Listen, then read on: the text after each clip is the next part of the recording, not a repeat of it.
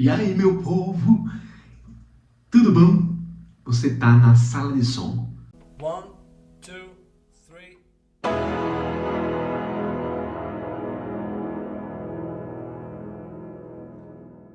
Olha só, meus amigos e minhas amigas. Eu me chamo Breno Airan, tô começando aqui esse projeto. Conto com vocês aí, viu? Pra estar junto, pra gente conversar sobre música. E ouvir também. Pra ouvir e começar esse projeto da melhor forma possível, a gente tem que começar falando sobre rock and roll. E falar sobre quem? O garotinho Jimi. O garotinho Jimi Hendrix, rapaz. Ele hoje estaria fazendo 82 anos, dia 27 de novembro. É uma marca assim, super simbólica, né? Tanto pelo começo do canal, quanto por esse advento, vamos dizer assim. Porque ele nasceu lá em Seattle em 1942. Infelizmente faleceu, né, muito cedo, muito precocemente, né? Foi ali por meados de setembro, dia 18 de setembro de 1970. A década começando, tudo florescendo. E infelizmente o Jimi parte com 27 anos, né? Ele acabou entrando no famigerado Clube dos 27, né? Juntamente com outros artistas fantásticos aí. Mas o grande lance é que ele deixa um legado assim, super positivo em termos de música, em termos de sonoridade, de colocação do instrumento guitarra no seu devido lugar. Que era um instrumento um pouco mais apagado, ele coloca ele na frente como protagonista das coisas. Isso é fantástico, e o som que ele tirava do instrumento não era brincadeira. A gente pode até considerar que era uma extensão mesmo assim do corpo dele, porque realmente ver o bicho tocando nos shows assim que a gente tem a oportunidade de ver, né, pela internet, com DVD, enfim, pouca gente usa DVD hoje, na verdade. Mas é incrível o domínio que ele tem. Parece que ele nasceu com aquela porra ali junto dele. Então, assim, eu fico realmente assim impressionado com a caminhada que ele fez, né, musicalmente, porque quando ele chega já como Jimi Hendrix Experience, o power trio que ele montou, na verdade o Chas Chandler, né, deu uma ajudada nessa culminância e tudo, né, quando levou ele para Londres. Quando isso aparece, é uma coisa de louco. Então, todo mundo ficou assim super impressionado, justamente quem era guitarrista na época, né, Eric Clapton, Peter Townshend, Jeff Beck, quem vocês imaginarem, os Beatles. Todo mundo ficou assim de cara, realmente, que o bicho ele engolia a guitarra, engolia o instrumento. E esse aqui é um material assim que eu considero até de entrada. Assim, você não conhece nada dele, não é muito de ouvir álbum inteiro e tudo mais. Chegue junto dessa daqui. Essa aqui é a Experience Hendrix, uma compilação, é um The Best, né? Maravilhoso. Estou trazendo aqui porque a luz está complicada aqui, ó. Aqui dá para ver. Uma compilação maravilhosa com fotos incríveis aqui dentro. Tem um material assim muito bem acabado. Foi lançado em 1997 pela MCA, mas foi relançado em 2010 pela Legacy. E assim, foi um material assim, eu acho que o primeiro material que foi feito com a gestão da família dele, sabe? É como se tivesse realmente um cuidado aí com o patrimônio dele. E os materiais aqui muito interessantes. Foi lançado esse material aqui, se eu não me engano, foi lançado no Brasil. Foi lançado no Brasil, mas dentro estão informações, assim, tem pequenos ensaios aqui em inglês. Então a gente bota para trabalhar, a gente bota a cabeça para funcionar. Tem aqui dizendo que os ensaios são de John McDermott. Então, o design é de Ismay Vision. Rapaz, é realmente um design assim, que remete às coisas dos anos 60, essa tendência psicodélica que ele tinha no som dele, muito verde, muito laranja. Alguns apontamentos em roxo também aqui, ó. No próprio CD eu vou trazer aqui para vocês. Esse é um CD que eu ganhei do meu pai num sorteio, hein? Engraçado isso, né? Ó, o verde e o roxo que eu falei, né? Que são cores contrastantes, né? Fica muito massa. Aquele arrochando... Eita, não sei se vai dar pra ver aqui. Ele arrochando o microfone aqui nos amplificadores.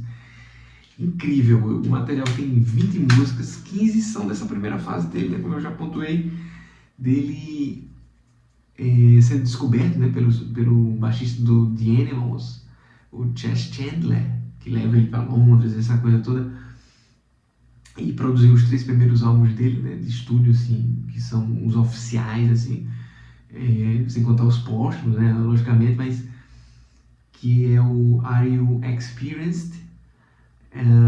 O segundo é Axis Bold as Love e o terceiro é Electric Landlady, que é duplo, né? É um dos primeiros duplos da história, fantástico também. Tem muita coisa ali, muito blues, muito jazz, muita experimentação, a psicodelia comendo no centro, mas o primeirão dele é que abalou as estruturas assim mesmo, sabe? Foi lançado ali em 67, então de lá pra cá o mundo não foi mais o mesmo, né? A guitarra, ela ganhou um status, ganhou um pedestal de muita relevância, assim, com toda humildade, logicamente, os outros instrumentos precisam ali também aparecer, mas a guitarra, ela foi colocada num nível com esse cara aqui, que parecia que ele, ele não tinha nascido aqui, ele tinha nascido em outro planeta, realmente. E assim, as 15 primeiras canções são dessa fase dele, essa primeira fase, uma fase fantástica. Não desconsiderando a posterior, porque ele acaba tomando as rédeas um pouco, né? Ele acaba criando um cisma, né? Uma ruptura com o produtor primeiro dele, e vai trabalhar sozinho, vai para os Estados Unidos, vai trabalhar sozinho, e ele acaba também criando uma certa rusga com o Noel Redding. Primeiro era Noel Redding no baixo, que na verdade era guitarrista, e na bateria o Mitch Mitchell, que tem uma abordagem assim muito precisa, muito jazzística, combinou demais com o som dele e também preenchia muito o quesito power trio. Fantástico, fantástico, um baterista incrível. Então nessa fase seguinte dele, que aqui vem sendo pontuado nas 5 últimas canções desse álbum, assim, quem toca baixo é um ex-combatente, né? Um ex-amigo não, né? Um ex-colega de farda dele, eu vou botar assim, amigo ele continuou sendo do Billy Cox, né? Ele continuou sendo, e a banda, ela guinou do mesmo jeito, com o Billy Cox no baixo e o Mitch Mitchell na batera.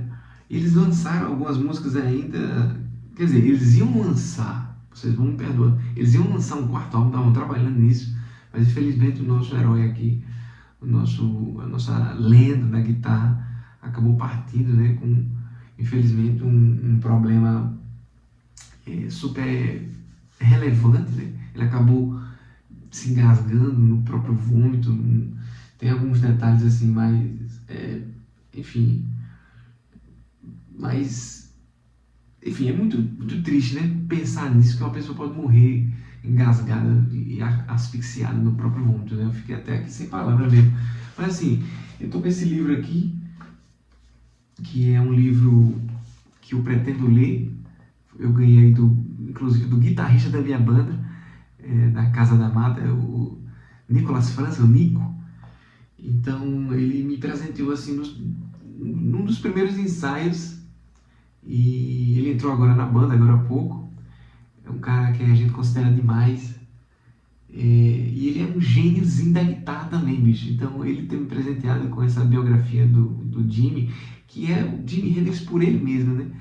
E assim, em inglês a tradução assim, ficou a desejar, em português, vamos dizer assim, porque tem um outro livro com um compêndio, sabe, uma coletânea, uma miríade, né? Um montão de entrevistas dele, né, que vão sendo compiladas e tal. É massa, um livrinho pequenininho da Martin Claret, e esse daqui já é diferente. Esse daqui é um livro que, como se fosse um livro documentário, assim, sabe? Que a galera pega o material e vai colocando como se fosse o próprio Jimi Hendrix narrando a história, sabe?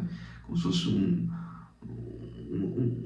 uns materiais realmente coletados de entrevistas, de algumas aparições dele em público, assim, em entrevista em TV, entrevista. Eu estou aqui gaguejando porque eu realmente ainda não li esse livro, eu quero ler esse livro aqui para falar com mais propriedade, depois eu trago aqui para vocês.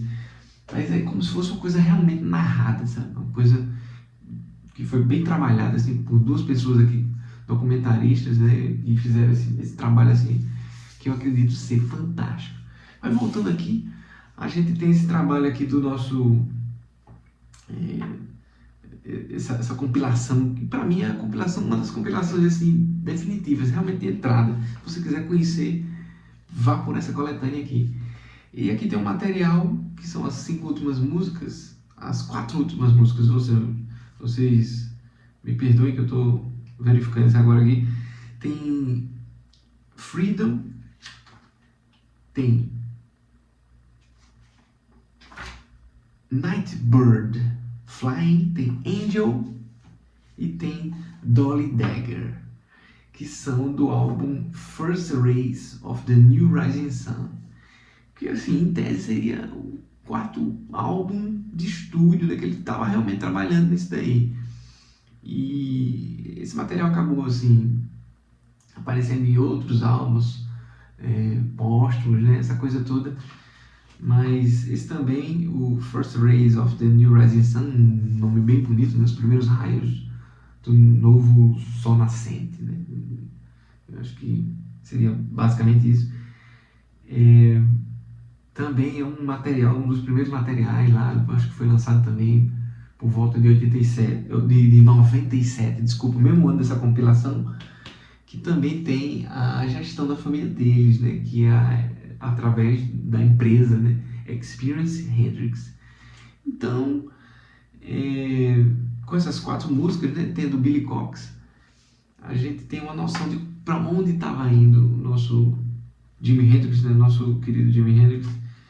E a última música desse play é Star Spangled Banner, que é essencialmente o hino dos Estados Unidos, né, que ele fez aqui uma intervenção a partir do Festival Woodstock, né, fantástica, né, a apresentação dele, que ele contou, além do Mitch Mitchell e o Billy Cox, ele contou com o Jerry Velez e o Juma Sultan na percussão, e na guitarra base o Larry Lee, no dia 19 de agosto de 1969, o ano da alegria, o ano da mudança. Então aqui nessa apresentação, vocês bem sabem, ele fez aqui uma espécie de protesto, né, bicho, com aquela coisa toda que estava rolando nos Estados Unidos, lá no Vietnã, aquela coisa absurda. E enfim, ele emulou na guitarra, nas alavancas, os mísseis, né, as bombas que estavam sendo lançadas, né, a napalm comendo os campos lá, uma coisa terrível, né, bicho? A guerra é uma coisa muito triste, né, a política por outros meios, né, por outros caminhos, e a gente sempre tem a arte para alertar, para falar de outra forma aquilo que a gente não consegue dizer ou chorar com tanta veemência, com tanta força. Então, o Jimmy, ele tinha muito esse senso, sabe, do que estava acontecendo na época. Ele estava no olho do furacão ali, a revolução sexual, a revolução de várias formas, né, inclusive dos direitos dos negros, né, os negros ascendendo nos Estados Unidos. Isso foi muito importante também. Ele sendo um artista negro, né, nesse caminho, e ele tendo depois feito a Band of Gypsies, ainda que seja, né, por pressão dos Panteras Negras e tudo mais, mas ele teve um caminho assim muito bonito, esse caminho inicial dele, que é justamente pelas 15 primeiras músicas, né? As 15 primeiras músicas que a gente tem aqui, eu vou relatar para vocês. A gente tem Purple Haze, a gente tem Fire, a gente tem The Wind Cries Mary, Hey Joe, All Along the Watchtower, Essas duas músicas são músicas que são cover, né? Hey Joe, ela é do Billy Roberts, e All Along the Watchtower, o nome quase um trava-língua aqui. Essa é do Bob Dylan, Bob Dylan, ele tem muita influência no som do nosso querido Jimi Hendrix, essa coisa meio falada dele, sabe? Ele era muito fã. E o Bob Dylan, branco, né? Se a gente for olhar por esses termos, né? Um judeu de classe média e tudo mais. A gente tem também Stone Free, a gente tem Crosstown, Traffic, Manic Depression, que é uma aula de guitarra infeliz. Little Wing, absurda. If Six Was Nine, Foxy Lady, Bold as Love, Castles Made of Sand, Head House e Voodoo Child. Então são essas 15 primeiras músicas. As outras eu falei já, né, que já não são com o Noel Redding e o Mitch Mitchell. Nesse finalzinho do álbum é com o Billy Cox. Então a gente tem aqui, rapaz, rapaz e mulher, né, que deve estar todo mundo vendo aí. A gente tem aqui realmente uma amálgama, sabe? Um fragmento, logicamente, do trabalho dele.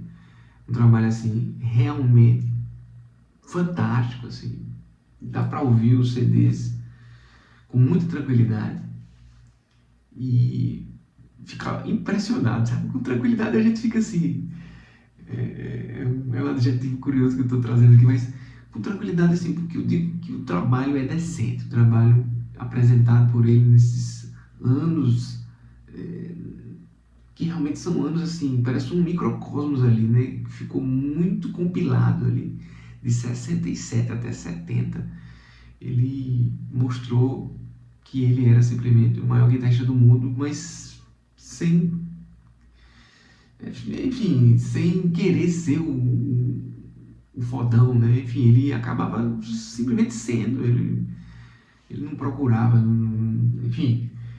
Ele era e ele tinha essa aura ao redor dele, claro que com seus defeitos, né, com seus defeitos de personalidade, de abordagem. Algumas pessoas diziam que ele era rude, arrogante em certos momentos, né, problemas com álcool, com drogas ilícitas pesadíssimas, né, isso acabou gerando assim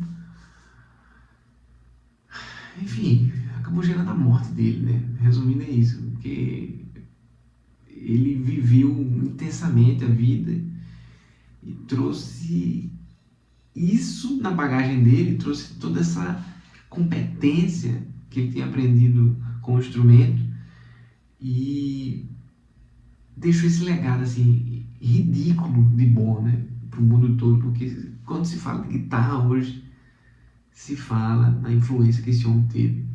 Pelo menos se você não gosta dele, você vai gostar de alguém que gosta dele. Então, é uma coisa assim encadeada que não tem volta, que não tem pra onde correr. O homem é bom. E se é bom, tá na sala de som. Aquele abraço. Vamos partilhar essa ideia, partilhar o que é bom, o que é necessário. A galera precisa ouvir som. A galera precisa ouvir o que é decente, o que é música, o que é arte. Tamo junto. Vamos embora. Aquele abraço.